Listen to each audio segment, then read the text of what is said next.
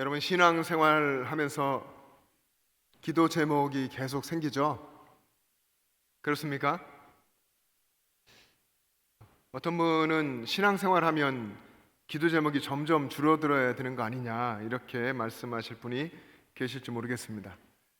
근데 그렇지 않습니다. 신앙생활을 하면서 하나님이 어떤 분이시고, 또 세상은 어떤 것이고, 교회가 무엇이고, 또 나는 누구인지를 알아가면 계속해서 기도 제목을 갖게 됩니다. 또 그게 당연합니다.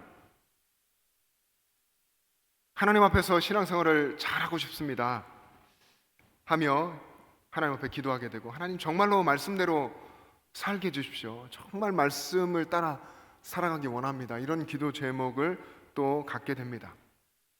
내가 속한 교회를 바라보면서 이 교회가 교회되도록, 이 교회의 교회됨을 위해서 어떻게 해야 될지 하나님 앞에 묻고 또 기도하게 됩니다. 그리고 언제나 나는 연약한 그리고 악한 죄인인 것을 깨닫게 되고, 하나님 복음으로 그 은혜로 살기를 원합니다, 그렇게 살아가게 해주십시오, 이런 기도를 하게 되죠.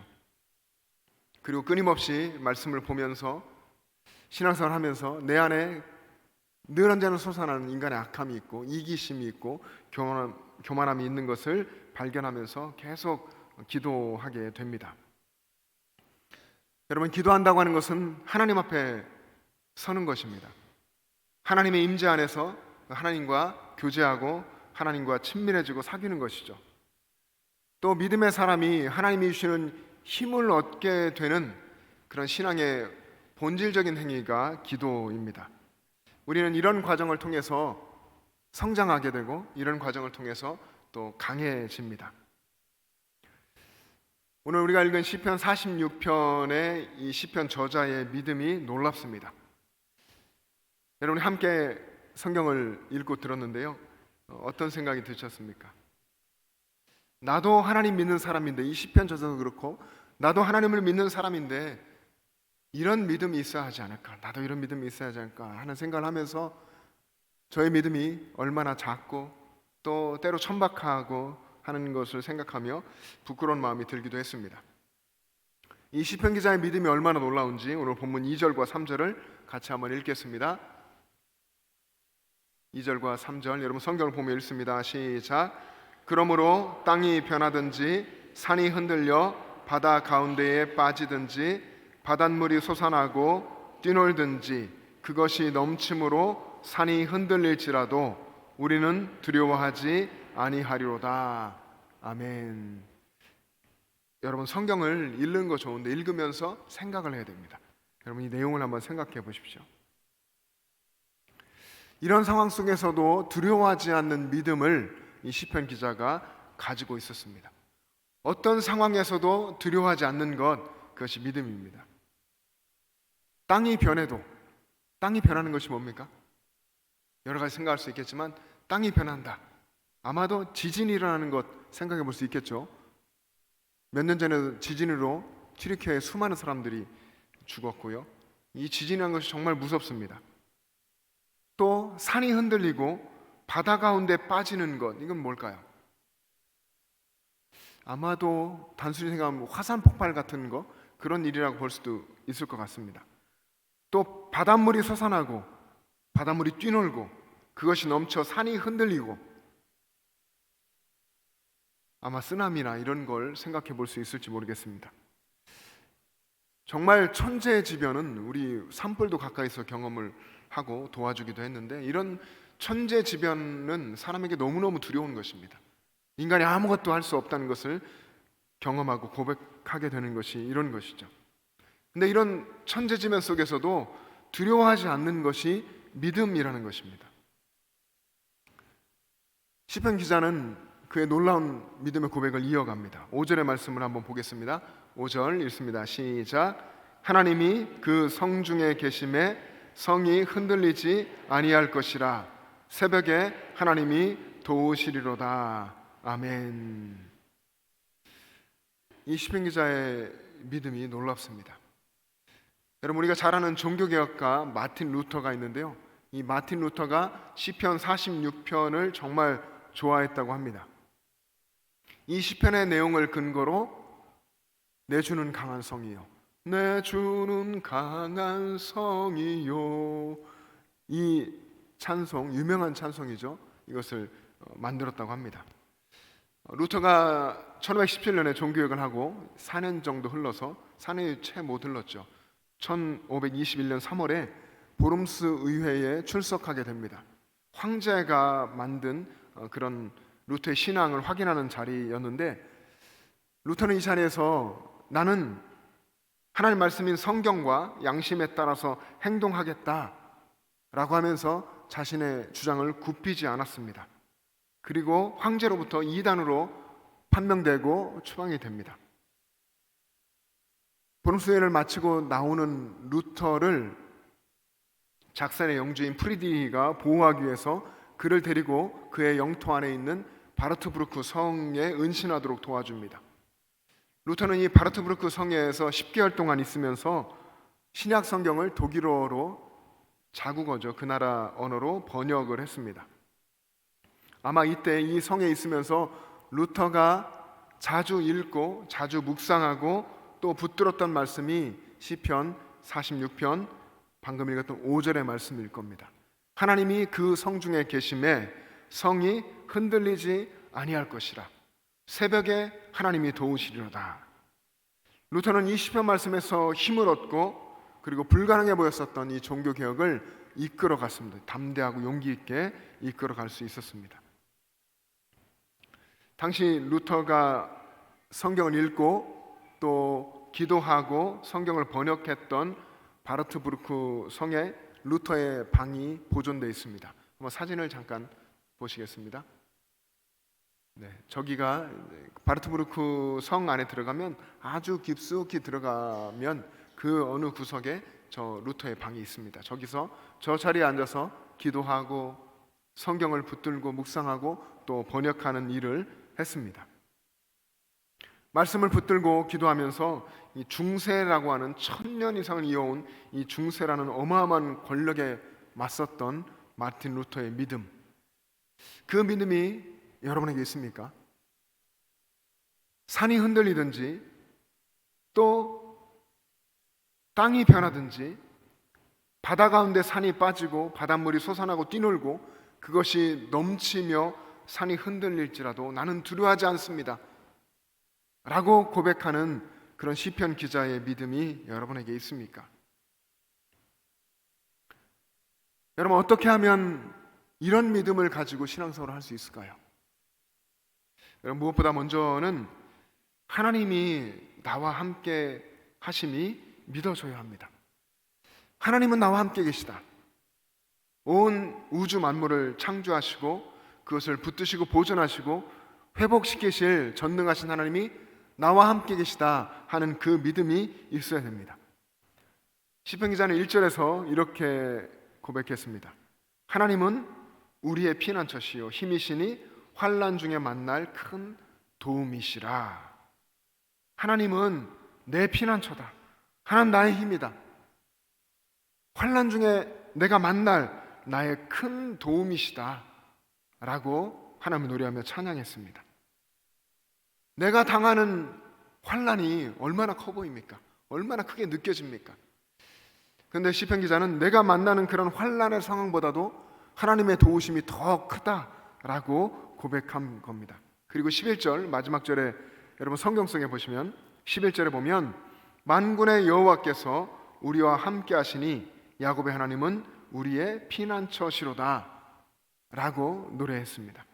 만군의 여호와 하나님이 나와 함께 계심을 믿은 거고 그분이 내 피난처다 라고 고백했습니다. 여러분, 우리도, 여러분도 그렇죠. 이렇게 고백하고 싶고 이렇게 용기 있는 믿음을 가지고 살고 싶어 합니다. 근데 실상은 우리의 삶에서, 여러분의 삶에서 드러나는 여러분의 믿음의 실제의 모습은 대개는 그렇지 않습니다.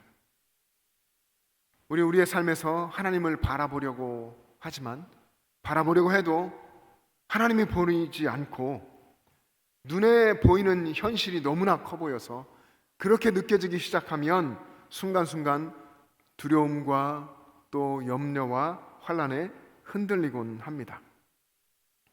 그렇지만 성경 속의 수많은 믿음의 사람들, 교회사 속에 있는 수많은 믿음의 선진들, 오늘 이 시편의 기자는 하나님이 함께 계시다고 분명하게 고백했습니다.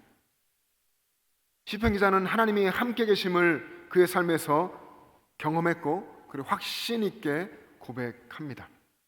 5절의 말씀을, 유명한 5절의 말씀을 다시 한번 여러분 같이 읽어보겠습니다. 나의 고백이라 생각하며 다시 읽습니다. 시작. 하나님이 그 성중에 계심에 성이 흔들리지 아니할 것이라. 새벽에 하나님이 도우시리로다. 아멘. 여러분, 이걸 여러분의 가정으로 해도 되겠죠? 여러분의 기업으로 할 수도 있을까요? 여러분이 믿음으로 거기에서 그렇게 기업하며 직장생활하며 산다면 그렇게 고백할 수 있겠죠. 하나님이 내 가정에 계심에 우리 가정이 흔들리지 않을 것이라. 새벽에 하나님이 도우시리로다. 하나님이 성중에 함께 계시더라. 하나님이 내 삶에, 시편 기자 나의 삶에 함께 계시더라. 내가 그것을 믿으니 내가 흔들리지 않았다. 새벽에 하나님이 도우시더라. 이렇게 시편 기자가 이야기하는 겁니다. 시편 기자는 하나님의 도우심을 받았다고, 앞으로도 하나님이 그럴 것이라고 그렇게 확신 있게 노래하는 것입니다. 여러분, 시편 기자는 우리가 2절과 3절을 아까 같이 읽었는데요, 그 내용만 보더라도 정말 시편 기자는 감당할 수 없는 환난을 그의 삶 속에서 만났습니다. 그리고 그는 하나님 앞으로 나아가서 하나님 앞에서 밤을 새워서 새벽까지 기도했습니다. 오직 하나님만 의지하고 절박하게 기도했고 결사적으로 하나님 앞에 나가서 기도했습니다. 그래서 캄캄한 밤이 지나고 새벽에 하나님이 도와주시는 것을 그의 삶에서 그가 친히 경험한 것입니다. 그래서 고통스럽지만 그 캄캄한 밤을 세워서 하나님 앞에 나아가 기도하면 하나님이 반드시 새벽을 열어주셔, 하나님 반드시 승리하는 새날을 열어주셔, 이렇게 노래하는 겁니다. 여러분, 오늘 이 시편 46편, 이 시편에는 역사적인 배경이 있습니다. 신학자들이 대개 역사적 배경으로 이 이야기를 합니다. 유다 왕 히스기야가 유다를 통치하고 있을 때에 아수르, 당시 강대국 이 아수르의 사네립 왕이 군대를 이끌고 쳐들어왔습니다. 그리고 히스기야에게 여호와 이름을 모독하는 서신을 보냈습니다.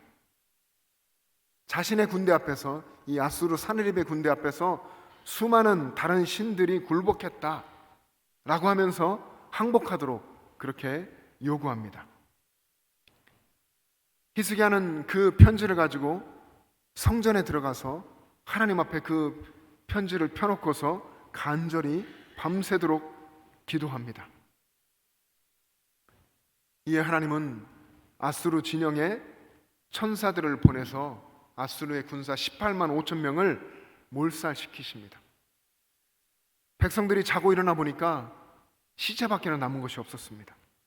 새벽에 일하신 하나님의 도우심으로 구원과 승리를 경험한 것입니다.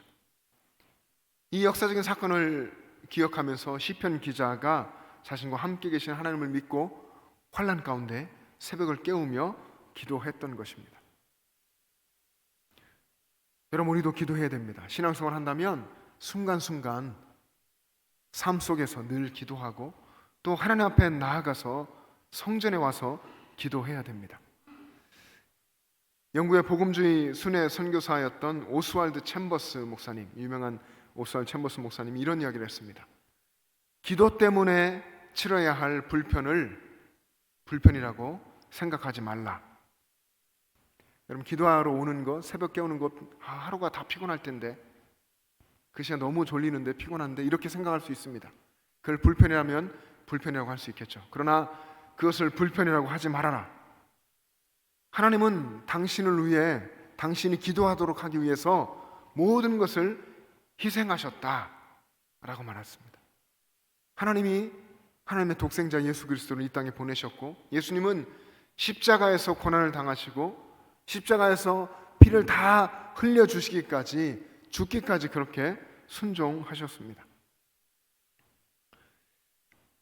여러분, 우리들에게, 저와 여러분 모두에게 있는 문제는 믿는다고 하면서도 기도하지 않는 것입니다. 기도하지 않기 때문에 믿으면서도 어떤 면에서는 불신자처럼 살아가고 있는 것입니다. 세상 속에 나가서는 믿음 없는 사람과 똑같이 생각하고 똑같이 행동하고 그렇게 살아가는 것입니다. 여러분, 성경을 읽어보면, 특별히 신약 성경을 읽으면 하나님께서 말씀을 통해서 남자들에게 기도하라고 명령하시는 것을 보게 됩니다. 특별히 남성들에게 하나님 명령하십니다. 왜 그러실까요? 남자들이 기도 생활을 대개는 잘 하지 않으니까 그런 것 같습니다. 신약 때도 그랬을 것 같습니다. 하나님께서는 남자들에게 기도의 손을 들고, 거룩한 손을 들고 기도하라고 명령하십니다. 하나님의 명령입니다. 디모데전서 2장 8절 말씀을 제가 봉독하겠습니다. 그러므로 각 처에서 남자들이 분노와 다툼이 없이 거룩한 손을 들어 기도하기를 원하노라. 아멘. 그러므로 바울이 권면하기를 각 처에서 어디에 있든지 남자들이 분노와 다툼 없이 거룩한 손을 들어 기도하기를 원하노라. 기도하라. 하나님 말씀하시는 거죠. 남자는 기도하라. 화내지 말고, 분노하지 말고, 다투지도 말고 너희의 거룩한 손을 들어서 기도하라. 남자는 손을 들어서 하나님 앞에 기도하라. 그리고 그 손을 거룩한 손이라고 하나님 말씀하셨습니다. 여러분, 남자들의 손이 특별해서 거룩한 손이라고 했을까요? 여성들의 손보다 남자들의 손이 특별한 것이, 하나님 보시기에 그런 것이 있습니까? 우리가 볼 때 특별한 것이 있습니까? 그런 게 아닐 겁니다.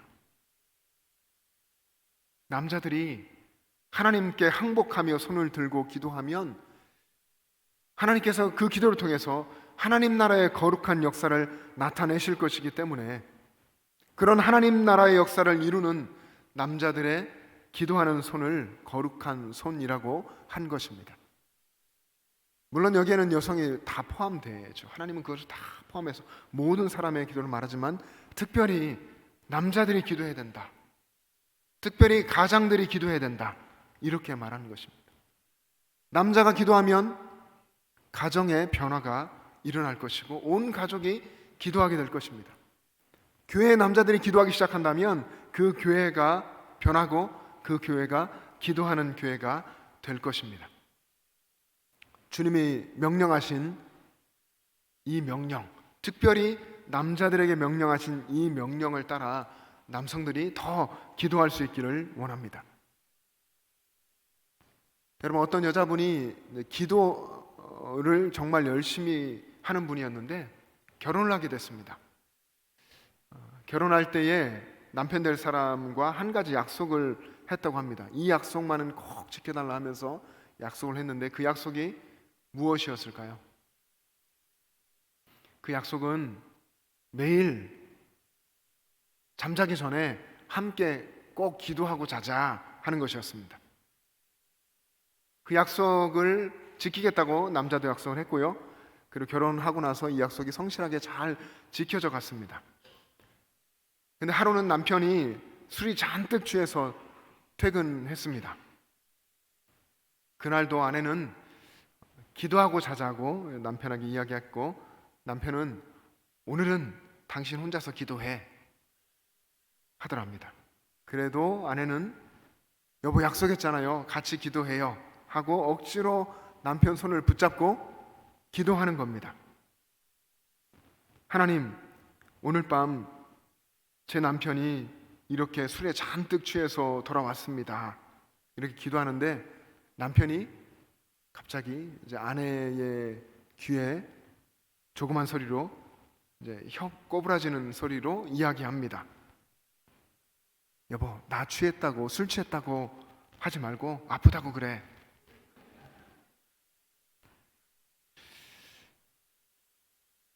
여러분, 남자가 이런 모습입니다. 여러분, 남성이 이렇게 신앙생활을 하고 있다면 그 가족의 신앙, 그 가족의 믿음 생활이 어떻겠습니까? 식구들이 편안하겠습니까? 대개는 저희 집에서도 아내가 열심히 기도하는데요, 여러분들 가정에서 대개는 그럴 겁니다. 남자들이 제일 늦게 기도하는 사람이 됩니다. 대개는 여성들은 간절하게 기도를 하는 편이죠. 근데 남성들은 제일 늦게 기도하게 됩니다. 근데 그런 남성들이 기도하면 하나님이 역사하십니다. 하나님이 역사하신다고 약속하셨고, 그래서 하나님은 명령을 하신 겁니다. 거룩한 손을 들어서 하나님 앞에 기도하면 그러면 하나님이 역사하신다. 그 하나님의 역사하심이 기도하는 여러분의 가정 가운데 일어날 줄로 믿습니다. 제가 사역했었던 여러 교회들의 기도하는 모임, 남자들의 특별히 기도하는 모임이 있습니다. 지금도 계속되고 있습니다. 제가 자주 그렇게 시간이 있을 때마다 갔던 교회가 선한 목자 교회인데요, 그 교회에는 남성들이 새벽에 모여서 새벽 예배를 마치고 또 계속해서 기도하는 그런 기도 모임이 있습니다. 또 제가 한 10년 가까이 사역했었던 서울의 장석교회에는 남성들이 새벽 예배에 나오는데 나올 뿐 아니라 새벽 중창단이 있습니다. 중창단이 매 새벽 예배마다 앞에 나와서 찬양으로 하나님께 영광을 돌립니다. 그렇게 하려면 새벽에 더 일찍 와야 되죠. 5시 반에 우리가 예배하는데 5시까지 와서 연습을 시작하고, 그리고 예배 자리에 먼저 앉아서 준비하고 있다가 특성을 매일매일 합니다. 그런 남성 새벽 중창단이 있습니다. 또 제가 찾아보니까 주님의 교회에도 이름이 블레싱, 축복이죠, 블레싱 남성 기도 모임이라는 이런 기도 모임이 있더라고요. 또 많은 교회들이 남자들이 모여서 기도를 합니다. 남성들이 기도하면서 그 신앙이 뜨거워지고 또 하나님 앞에 삶이 뜨거워지면 그 가정에, 그 교회에, 물론 자기 자신 안에 놀라운 하나님의 역사가 일어나고 그 역사가 경험될 것입니다. 기도는 이렇게 우리에게, 우리 모든 남성들에게도 또 여성들에게도 너무나 중요합니다. 기도가 이렇게 중요한데 혼자서는 기도하지 못하는 분도 계시죠. 또 기도가 뭔지를 모르시는 분도 계시고, 기도하려고 해도 기도가 안 되는 분도 있을 겁니다. 그래서 함께 기도하는 것이 또 중요합니다.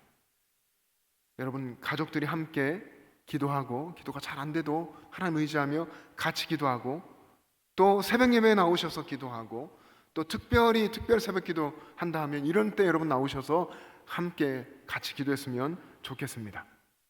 함께 기도할 사람으로 여러분의 남편, 아내를 동역자로 삼고 같이 기도하고요, 아까 말씀드린 것처럼 매일 하루를 마무리하면서 같이 기도하면서 하나님께 감사하면서 하루를 마무리해 보시고, 하루를 시작하면서 눈 뜨면 기도하고, 그렇게 하루를 시작할 수 있는 저와 여러분 될 수 있기를 바랍니다.